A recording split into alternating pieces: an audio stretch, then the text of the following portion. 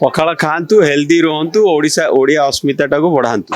ओडिशार ओडियार परिचय होची पखाल पंचा तेणु करके आज विभिन्न स्थान में पखाल दिवस किसी संगठन पक्ष आज मुझे सीधासख चित्र देखी जटोर पूर्वतन विधायक सुरेश राउतराय घरे पखाल पर्व अनुष्ठित होती आप सीधासख देखिए प्रति वर्ष पर ए वर्ष पाखापाखि 2000 लोकों आयोजन कर आयोजन पछरे जी चर्चा रही था अर्थात दुई रोसिया जी कि सुर भाई प्रति पर्व प्रति कार्यक्रम से रोषे करते आप देखु आज जिते पखाल दिवस अच्छी पखाल दिवस रे जो पखाल ओडिया कंसार जहाँ जहाँ आवश्यकता रही अर्थात देखिए दही पखालटे छुंक मरा जा सहित बड़ी चूड़ा रही भेंडी भजा रही निम्ब कोड़ी भजा रही शाग भजा रही पोटल आलू कषा रही कलरा रही छुई भजा रही चिंगुड़ी एवं माछ रही आम भाई सहित कथा जी कि बड़ पुआ अच्छा सिद्धार्थ राउतराय आज्ञा प्रति वर्ष पर ए वर्ष माहौल रही ओडिया ओडिया पर्व बहुत गर्वर पर्व पर्व यहाँ ओडिया अस्मितार गोटे बड़ देखाणिया जिनस आम खाली ओडिया अस्मिता कहीदेले हेनी समस्ते खाइबा दरकार केवल पखालर बेनिफिट जो आग खाइबा दरकार खरा दिन आरंभ हो गला डिहाइड्रेशन आरंभ हम पेटरे जो आम अग्नि कमिज ता जोगु रोग बढ़िबो किंतु सेई अग्नि की बैलेंस करने पखाल ठू भल मेडिसिन नहीं मु तो मेडिसिन कहि पखाल फोटो उठाई आज दिन नहीं डेली जेते दिन खरा सेते दिन पखाल खाया दरकार देखो पखाल रे प्रोबायोटिक्स अच्छी जोटा लोक आजिकल किणिकी प्रेस्क्रिप्शन डॉक्टर किणिकी खाऊं खाया दरकार नहीं किणिकी पखाल खातु से 30% रु अधिका प्रोबायोटिक्स रोची पेट पे इंटेस्टाइन पे जो हेल्दी बैक्टीरिया दरकार सबू से अच्छी विटामिन B12 अच्छी तापरे आपण निम्ब कड़ टिके खातु पोटल खातु सजना छुई खातु आपण आयरन डेफिशिएंसी कमिज आपणकर विटामिन B12 बढ़ीज आपणकर जेते प्रकार मसला पड़ुची ता देहरु सबु प्रकार विटामिन बढ़िबो तो पखालटा गोटे हेल्दी जिनस रिसर्च भी प्रूव करछि आम संस्कृति भी प्रूव करछि पखाल खातु हेल्दी रुहतु ओडिशा ओडिया अस्मिता को बढ़ातु।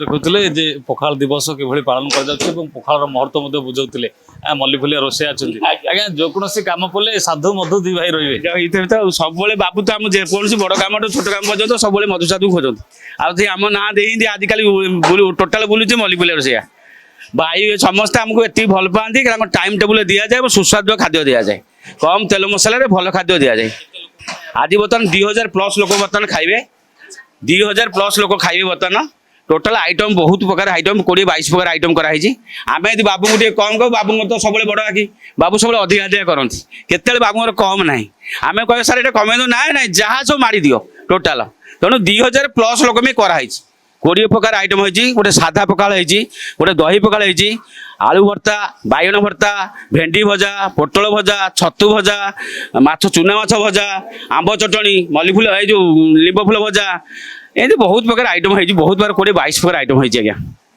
लोक आरंभ करेंगे केतल खाଇବା बर्तमान आरंभ हो सारा बर्तमान लगी सारा बाबू मोर सब जानते सब जोटा 12टा गोटे खाया 11टा आरंभ बर्तमान 7टार आरंभ होगा कथा कि 8टा बाजिगला बर्तमान आरंभ होगा खाया स्टार्ट होगा कहू पड़ो आंकु मेडाल दवा दरकार संध्या 6टारू रोषे आरंभ कले कंटिन्यूअस गोटे लोक न सोई न खाई 12 घंटा जाए रोषे कर देखुले गतकाली संध्या 6टारू ये प्रस्तुति चली कहीं कटा फटा जो लगी भाई अच्छा आम कथा कौन बर्तमान छणाछणी चली सब आइटम सरीगला माछ छणा चलती बर्तमान माछ 2 क्विंटाल चिंगुड़ी क्विंटालटा चूना माछ क्विंटाल 2000 लोक आरेंजमेंट 3000 पाखे खाइबे सेमती मिलती भाई कि आम दी भाई बहुत भल पाती सब टाइम टेबुल एवं तेल मसला कम दे सुस्वाद्य करू खाया आ बाबू जोड़ी हम देखते बहुत भल पाए आई तो ये रोषे कर भुवनेश्वर आखापाखे जोड़ू कले जाती खावाई आमको देखले से मन खुशी हो जाती आ पखाल दिवस मसे आगे अमक तारीख पखाल दिवस हम टी हाँ निश्चित आज्ञा हम ପ୍ରସ୍ତୁତି କେତେ ସକାଳୁ କଲେଣି? ଆମେ କାଲିଠୁ ଲାଗିଲୁଣି ଆଜ୍ଞା। ଆମେ 12 ଜଣ ଲୋକ ଆସିଛୁ।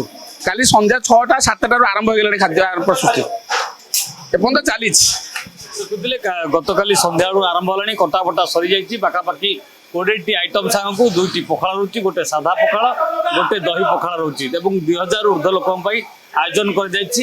ଆମେ ସିଧାସଳଖ କଥା ହେଉଥିଲେ ଯେ ମାଛ ଚିଙ୍ଗୁଡ଼ି ସବୁ କିଛି ରହିଛି ଏବଂ ତା ଭିତରେ ଚୁନା ମାଛ ମଧ୍ୟ ରହିଛି। ଆପଣ ଦେଖୁଥିବେ ବର୍ତ୍ତମାନ ଚୁନା ମାଛ ଛଣା ଆରମ୍ଭ ହେଲାଣି। ଆଉ କିଛି ସମୟ ପରେ ଚୁନା ମାଛ ମଧ୍ୟ ରୋଷେଇ ସରିବ ଏବଂ ମା ମାନେ ମଧ୍ୟ କଟାବଟା ଲାଗିଛନ୍ତି। ଗତକାଲି ସନ୍ଧ୍ୟା ଠାରୁ ଏବେ ଯାଏଁ ଲାଗିଛନ୍ତି। ଅର୍ଥାତ୍ ଯେତେବେଳେ ଲୋକ ଖାଇବେ, ଯେଉଁମାନେ ଓଡ଼ିଆ ଲୋକ ରହୁଛନ୍ତି ସମସ୍ତ ଲୋକ ଯେତେବେଳେ ଏଥିରେ ସାମିଲ ହେବେ ପଖାଳ ଦିବସରେ ସୁର ଭାଇଙ୍କ ଘରେ, ତେଣୁକରି କୋଉଠି ନା କୋଉଠି ଏଠି ଯେତେବେଳେ ଲୋକମାନେ ଆସିବେ କୋଉଠି ନା କୋଉଠି ଯୋଉ ଲମ୍ବା ଲାଇନ ଲାଗିଛି, ଅର୍ଥାତ୍ ବର୍ତ୍ତମାନ ଠାରୁ ଆରମ୍ଭ ହେଇଯାଇଛି। କାହିଁକି ନା ବର୍ତ୍ତମାନ ସମୟ 8ଟା ବାଜିଛି, 8ଟାରୁ ହିଁ ଆରମ୍ଭ ହେଇଗଲାଣି ଯେ ଲୋକ ପଖାଳ ଖାଇବେ। କାହିଁକି ନା ଓଡ଼ିଆ ଲୋକ ସମସ୍ତେ କର୍ମମୟ କ୍ଷେତ୍ରକୁ ବାହାରିଥାନ୍ତି, ତେଣୁକରି ସମସ୍ତେ କିଭଳି 8ଟାରୁ 9ଟା ଭିତରେ ଖାଇକି ନିଜ ନିଜ କର୍ମରେ ଯିବେ ତା ପାଇଁ ମଧ୍ୟ ଏଠି ସୁର ଭାଇ ପ୍ରୟାସ କରିଛନ୍ତି, ଯୋଉଥିପାଇଁ କି ଲୋକଙ୍କୁ ଆଗୁଆ ରୋଷେଇରେ ସାମିଲ କରାଯାଇଛି। ଆପଣ ବର୍ତ୍ତମାନ ଦେଖୁଥିବେ ଇଏ ହେଉଛି ପୁରା ମାହୋଲ। ବର୍ତ୍ତମାନ ସବୁ ଖାଦ୍ୟ ଷ୍ଟଲରେ ଖାଦ୍ୟ ଲାଗି ସାରିଲାଣି। ଆପଣଙ୍କୁ ଚିତ୍ର ଦେଖିବେ ମୋ ସହଯୋଗୀ ଗୁଡୁ, ପୁରା ଖାଦ୍ୟ ପୁରା ଷ୍ଟଲରେ ରହିଯାଇଛି। ପୁରା 20ଟି ଆଇଟମ୍ ଷ୍ଟଲରେ ରହିଛି। ଆମେ ସିଧାସଳଖ ସୁର ଭାଇଙ୍କ ସହିତ ଆଲୋଚନା କରିବା ଯେ କ'ଣ କେମିତି ଆୟୋଜନ କରାଯାଇଛି, ଆମେ କଥା ହେଇଯିବା। ଭାଇ କେତେ ସକାଳୁ ଆରମ୍ଭ ହେଲାଣି?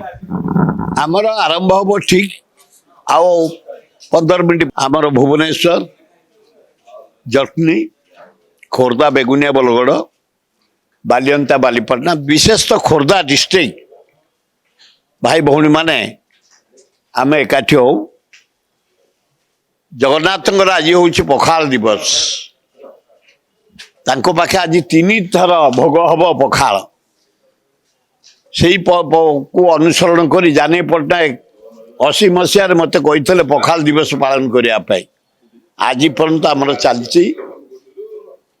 ଜନସାଧାରଣଙ୍କ ସହଯୋଗ ଅତୁଳନୀୟ, ବନ୍ଧୁ ମିଳନ ହୁଏ, ଭାଇଚାରା ସୃଷ୍ଟି ହୁଏ। ଆଉ ଅଳ୍ପ ସମୟରେ ପଖାଳ ଦିବସ ଷ୍ଟାର୍ଟ ହେଇଯିବ। ଆଜି ହେଇଛି ସଜନା ଛୁଇଁ ଭଜା, ଆମ୍ବ ଚଟଣି, ବଡ଼ି ଚୁରା, ଶାଗ ଭଜା, ଛତୁ ଭଜା, କଖାରୁ ଫୁଲ ଭଜା, ପୋଟଳ ଭଜା, ଆଉ ଇଏ କଲରା ଭଜା, ଚୁନା ମାଛ, ଆଉ ବଡ଼ ମାଛ, ଚୁଙ୍ଗୁଡ଼ି ମାଛ, ଏଇସବୁ ଖାଦ୍ୟ ଓଡ଼ିଆ ଜାତିର ଯେଉଁ ସୁଖାଦ୍ୟ, ସେଇ ଖାଦ୍ୟ ଆଜି କରାଯାଇଛି। ସବୁ ବର୍ଷ କରାଯାଏ। ଆମେ 2020ଠୁ ଆଜି ପର୍ଯ୍ୟନ୍ତ 100 ଜାନକୀ ପଟ୍ଟନାୟକ 80 ମସିହାରେ ଦାୟିତ୍ୱ ନେଲେ। ସେଇ ଦିନଠୁ ଏ ଉତ୍ସବ ଜଗନ୍ନାଥଙ୍କ ନାଁରେ, ଜାନକୀ ପଟ୍ଟନାୟକ ନାଁରେ। ଆପଣ ଶୀତ ଖରା ବର୍ଷା ସବୁବେଳେ ପଖାଳ ଖାଆନ୍ତି? ହଁ, ପଖାଳ ମୋର ପ୍ରିୟ ଖାଦ୍ୟ, ଆମ ଓଡ଼ିଆଙ୍କର ପ୍ରିୟ ଖାଦ୍ୟ। ଚାଲିଛି, ଆଜି ପର୍ଯ୍ୟନ୍ତ ଚାଲିଛି। ନିଶ୍ଚିତ ଦେଖୁଥିଲେ ଯେ ଦୀର୍ଘ ଦିନ ଧରିକି ଇଏ ଦିବସକୁ ପାଳନ କରାଯାଉଛି। ଅର୍ଥାତ୍ ସୁର ଭାଇ ଥିବା ପର୍ଯ୍ୟନ୍ତ ଏଠି ଏଇ ପଖାଳ ଦିବସ ପାଳନ କରାଯାଉଛି। ମୁଁ ଏଥର କିଛି କରୁନି। ମୋ 2 ପୁଅ, ବଡ଼ ସିଦ୍ଧାର୍ଥ, ସାନ ମନ୍ମଥ, ସେ ଦାୟିତ୍ୱ ନେଇ ସବୁ କରୁଛନ୍ତି। ଦେଖୁଥିଲେ ବର୍ତ୍ତମାନ ବାପା ଯେତେବେଳେ କରୁଥିଲେ, ଅର୍ଥାତ୍ ସୁରେଶ ରାଉତରାୟ ଆଗରୁ ପଖାଳ ଦିବସ ପାଳନ କରୁଥିଲେ, କିନ୍ତୁ ଏଥରକ ମଧ୍ୟ ପରିବାର ସହିତ ପୁରା ପାଳନ କରାଯାଉଛି। 2 ପୁଅ ରହିଛନ୍ତି, ତା ସହିତ ସୁରେଶ ରାଉତରାୟ ମଧ୍ୟ ଅଛନ୍ତି, କିନ୍ତୁ ଦାୟିତ୍ୱ ବର୍ତ୍ତମାନ 2 ପୁଅ ନେଇଛନ୍ତି ଏବଂ ପଖାଳ ଦିବସ ପୁରା ପ୍ରତିବର୍ଷ ପରି ଏ ବର୍ଷ ମଧ୍ୟ ବେଶ ଧୁମଧାମ ରହୁଛି।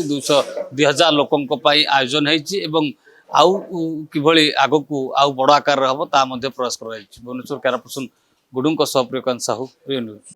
जदि आपंक आम भिडी भल लगा तेब आम चैनल को लाइक, शेयर और सब्सक्राइब करने को जमा भी भूलु नहीं।